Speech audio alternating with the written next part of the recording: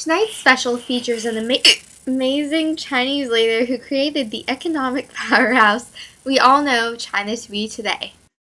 As a top leader among the Communist Party, Deng Xiaoping still gained a lot of respect, even as he portrayed himself as a Marxist-Leninist, a man of the revolution. Under Deng, China began to reassemble their legal system, re-establish the Ministry of Justice and the state courts, and set up a program of rehabilitation for people who had been condemned as criminals during Mao's reign.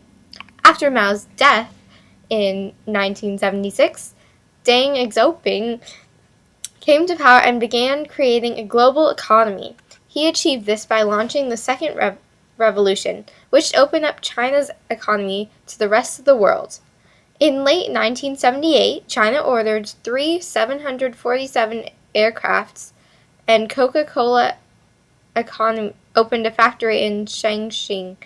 By 1979, the Chinese government finally shifted its economy focus from reliance on heavy industry to reliance on foreign trade and consumer-oriented industries.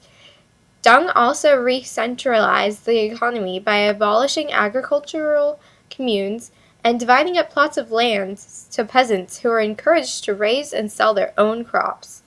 One of the most successful reforms allowed businesses to become independent after meeting state-set quotas. Enterprises and factories were allowed to keep their profits and grant bonuses, which boosted productivity. To encourage economic advancement and westernization, students were able to receive an education in foreign countries. Religious freedoms were also restored, the opening of Protestant and Catholic churches. Deng also introduced the one-child policy in order to limit China's rapidly growing population. This policy limited urban families to 1 child and rural families to 2. If a woman became pregnant a second time, consequences included fines, forced abortion, and forced sterilization. By 1982, it was acceptable to criticize Mao, although the party feared it may bring about disrespect towards the revolution and the party. The party decided to put up Mao's portrait in Tiananmen Square. But across China, his portraits, statues, and writings were coming down and collecting dust. Due to Deng's reforms, 400 million people came out of poverty, 100 million climbed up to the middle class, and China grew into the world's third largest economy. With the fastest growing economy, China has managed to preserve a 10% growth rate for 3 decades. Deng Xiaoping, China today is one of the largest producers of consumer goods and has contributed greatly to the economies all over the world. If Deng had not come into power, China would be nowhere to the industrialized, populous country it is today. Tonight we have Charlotte Brown here to discuss the policies set forth by Jiang Qing, the leader of Communist China, with Christina Murphy, author of Living in a World of Terror. Hi, I'm Charlotte Brown, and here with me today is Christina Murphy, author of her very controversial book, Living in a World of Terror. Christina, tell us a little about your book and how you came to write it. Hi, Charlotte. Well, my book describes the many policies and laws put in place by the communist dictator who ruled the crumbling country we call China. I wrote this book so that people here in the U.S. could understand the pain, terror, and grief the people of China have gone through because of their leader Jiang. After Mao, we all thought it couldn't get much worse, but as China was already falling apart, Jiang completely destroyed it. Yes, we've all seen the terror Jiang has instilled in the Chinese and surrounding countries too, but I think we'd all like to know what exactly she did that could evoke such hatred and chaos.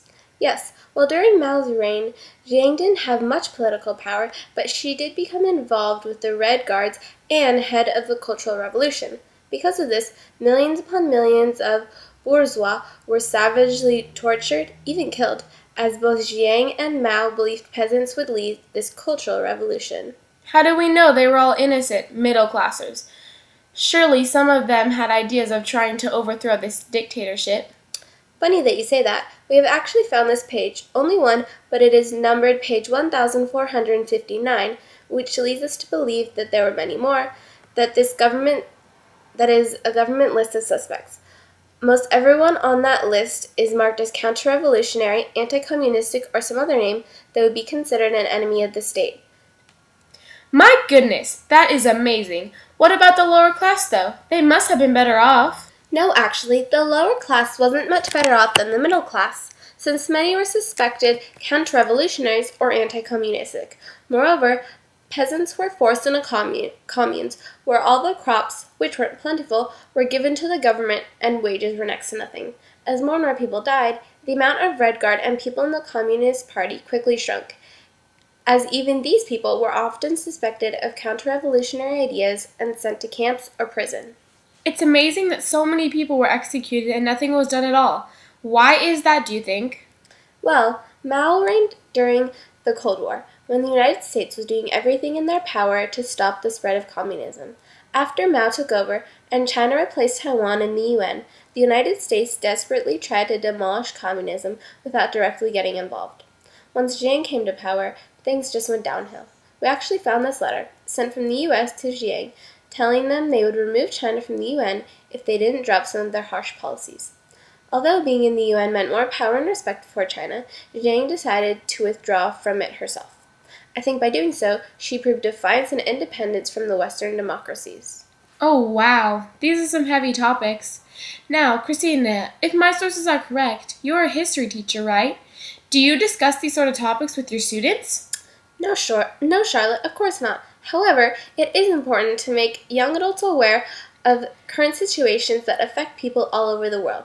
Speaking of curriculum, though, I discovered the curriculum enforced by Jiang, and it was astounding what children had been learning. Instead of normal topics, such as mathematics and social studies, teachers were instructing their students in how to make a better China through labor and obedience. Jiang was obviously doing everything in her power to ensure no one could upset her in her role as communist leader, especially someone in another party. It really is awful, all these children who are being brainwashed into complete obedience towards the Chinese government, and it's really the government that is destroying their lives.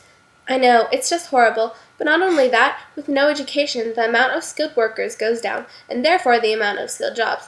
Not that there were many left anyways, as Jiang killed off all middle and upper class families, save herself and her small entourage. We found one of the government's, I guess you could call it checkbook, of how much each family was paid at one commune, and the numbers were practically negative. Really? How did these families even continue working at all? Most of them didn't. They died. Yeah, they worked a ton, gave everything up to the government, and received nothing in return. Many just lost hope. Most had lost their loved ones, their homes, and all possessions the government had use of or thought counter-revolutionaries could use against them. Communism had taken the place of their religion. Jiang became their god. I couldn't imagine. They must have had no will to live at all. No, they lost that a long time ago. In one of the small villages, we found a private newspaper the residents must have started on their own. The whole paper was never found, but we did discover the obituary section, and it was awful seeing how many people had just passed away while we continued on working and eating and sleeping. This is just awful. How can a whole country be starving? Where does all the food go? To Jiang, of course, and her most trusted and obedient followers. A schedule is found, of a wagon sort of thing that collects crops from communes. It said bring 3/4 of the food to Jiang Place. A half was left to her disciples, and all the leftovers were for the farmers at the commune. Wow, this is really eye-opening. I think we all have a better understanding of how communism, especially in China, has affected millions of people, not just in China, but all over the world. Thank you again, Christina. Thank you, Charlotte. It was my pleasure being here today.